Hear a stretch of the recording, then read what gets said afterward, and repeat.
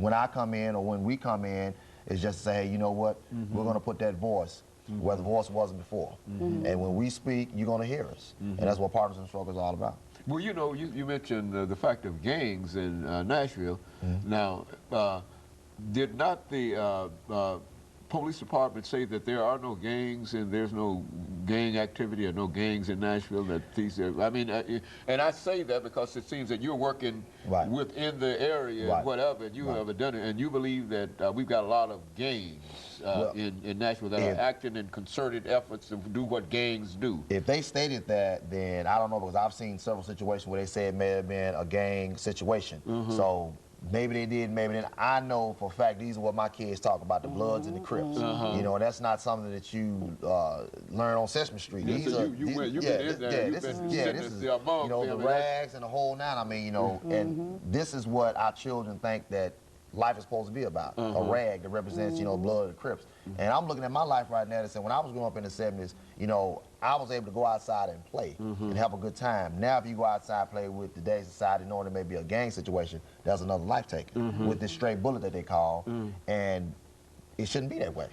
It shouldn't be that way. My kids ought to be able to come outside, my son and my daughter ought to be out and be able to come outside and play without worrying about a stray bullet coming from somebody else, and then the media, excuse me, by saying, well, they were at the wrong place at the wrong time. That's a misprint. If my children in the confines of their home, they're at the right place. These young men who are out here taking the lives of our loved ones are in the wrong place. They shouldn't be there. They shouldn't be out there with guns and pulling the triggers and taking lives. That's right. And that's the bottom line. Well, now quite a bit of this activity, if not quite a bit, because I think that there's gang violence and murders and etc. all over the city. But the newspapers seem to have sort of singled out public housing as the place to focus, because a large number of these murders have been committed in public housing. But we're talking about less than, according to the, less than 5,000 folks. Is that what we're talking about? We're talking because, well, now, in other words, 5,000 folks in a real sense are held hostage by these gangs and this kind of activity. Violence is going to come everywhere.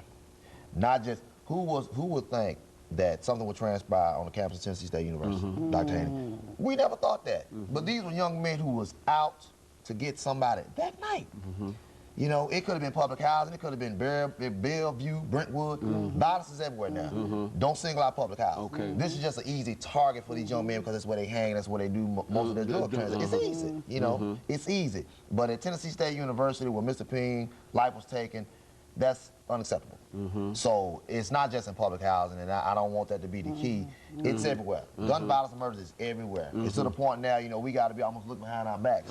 You know, worry about am I next? You know, and it shouldn't be that way. It shouldn't be that way. So I don't want to say it's just in public housing. It's not. And of course, I don't wish to imply that, but I am saying that this is a small element of the population, but for all of that violence to come out of it. Well, now, do you think that it's anything that can be done to deal with the drugs and gun violence in the areas where it occurs? I mean, these are so many emotional kinds of things, and it's very, very difficult to stop a murder when it's based upon emotions and etc. But what can be done? I mean, where do we go? I'm going to say something, and I'm going to let Ms. Clement come in. I think, where as a community, if you see someone in your environment, your neighborhood selling drugs, call the police. It's easy as that. Call the police and say, hey, you know what?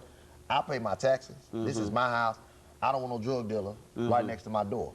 You need to come and find out what's going on and evict these folks or whatever you do, police, department, or what have you. And then next it goes to our children who are making these decisions. We need to reach our children and talk to them. We need to talk to them. That's it. I'm going to pass it to Ms. Clement. I know she got something she may want to say. Well, the only thing I want to touch base on that right quick is the only thing we can do as a community is come together and accumulate a lot of more opportunities and a lot of more programs for the youth. The CEO of Galaxy Star, which is Mr. Lonnie Greenlee, he says it best. They're not going to put the guns and the packs down and go work for a $5 job when they make $500 an hour. So if we get together and think of some opportunities and programs for them, which he had came up with a 10-year plan called OFC, Opportunity for Change. And it's just waiting for somebody to come and see it and develop it. We don't have enough buildings for them to come into and see, well, if I decide to give you this gun in this pack. What you got to offer me? Can you send me to college? Can you get me a scholarship? Can you help me get my GED? Can you teach me how to be a dad? So that's really the basic answer. We as a community, the society, and the system have to come up with more opportunities and more programs for them. What if I take 15 people off the corner today? Where am I going? I got a place to put them, but what am I going to do to them the next day? Do they have a class? Can I just send them to a Vanderbilt now? Can I put them in TSU class now? No. So more opportunities and programs being developed. How do we know that they won't quit if we don't put some kind of opportunity in their face? And looking at all of the holidays that's coming up now, we have a lot of kids, including my 3-year-old son, Jaquan Sullivan. I have to say his name because he's a victim now that's going to grow up without a father, and he's already asking, where's my dad? So the community, the system, the media, some of the black churches. The black churches. Got to get in there. Amen. Some of the black churches, we have to come out and take a calculated risk on some of these kids. And quit worrying about their pants hanging down, the braids in their hair, and the grill in their mouth. Let's see what we need to do to love on them so they can love on themselves so they can quit taking everybody's lives.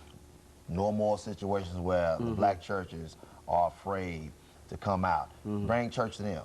You know, a real thug, he's not going to come to the church. You better bring the church to him. Right. You know, and that's what needs to happen. And I think once we break the core, and this is what Adrian Dixon's mom, Regina Hawkins, said about the 2 men that murdered her daughter. She said when these 2 young men came into the situation where they was murdered, they came into night court, she was just saying how cold and hard their hearts were. You got to channel that with love. A lot of these brothers don't know what love is. If you walk up and hug them right now, they may just break down and cry and say, I want your help. You know, sometimes that thug mentality is just a front because they need love for their father in the home, so they don't know how to react. And this is the part of our problem with our black men, our little boys. And we got a job to do. We got a job to do. But I think that that's a good start in terms of dealing with the job, and that is to identify the problem. And you think that it's a problem that, and of course we need more programs, as Ms. Greenlee has pointed out. But it's a problem that could be solved by just not just with love. Love is all. You know, but you're saying that if we start showing more concern in reference to what these young people are doing and stop criticizing them, that perhaps they might drop that hard exterior that they have and be willing to come by and we can deal with them. That's right. Because they won't help. They won't help. They won't help. They won't help. They won't help. Early on, when the young lady living in apartments was shot on her porch, we all met up, and Brother Earl was there along with my pastor, which is Pastor Orlando Westbrook. Quick. And anyway, he was there, and he would tell you he's a hood pastor. He would come out and love on you. Okay, and of course, Ms. Greenlee and Mr. Jordan, let me thank the 2 of you for coming by and bringing us that excellent information. And let me encourage our audience to tune in again next week for another informative edition of Comments. Thank you, and goodbye.